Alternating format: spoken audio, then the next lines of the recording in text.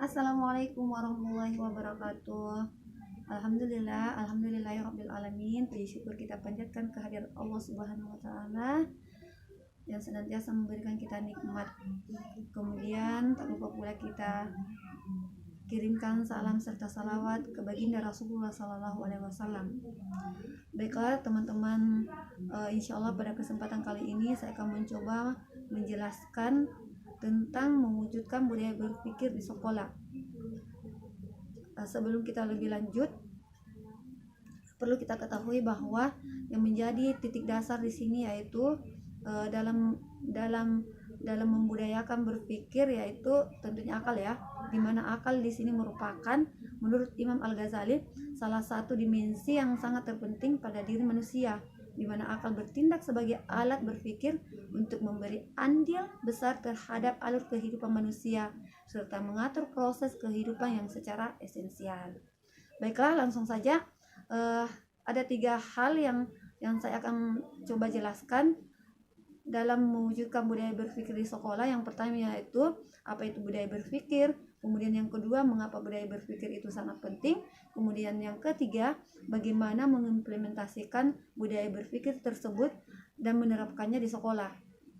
Baiklah, yang pertama, apa itu budaya berpikir? Budaya berpikir merupakan sebuah pembiasaan untuk mengoptimalkan, untuk memfungsikan akal kita sebagai bentuk rasa syukur kita kepada Allah Subhanahu wa taala yang memberikan kita sebuah akal. Kemudian yang kedua, mengapa budaya berpikir itu penting?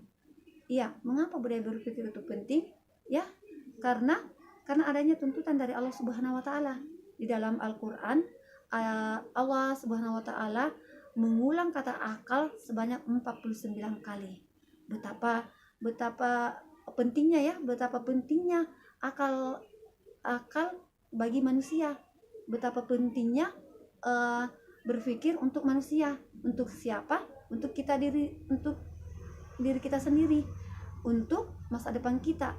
Kemudian yang ketiga, bagaimana mengimplementasikan budaya berpikir tersebut ke sekolah dan menerapkannya di sekolah. Nah, 5 kunci dalam menerapkan pembiasaan budaya berpikir di sekolah, yaitu yang pertama pembiasaan.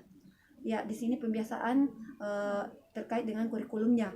Bagaimana staf kurikulum di sini berfungsi sebagai pengatur untuk menghasilkan pembiasaan yang positif pada anak-anak. Kemudian dapat terlihat di sini dari pembiasaan tersebut akan melahirkan sebuah perilaku atau sebuah pikiran yang secara visual. Kemudian yang ketiga, progres, ada hasil, ada data yang real.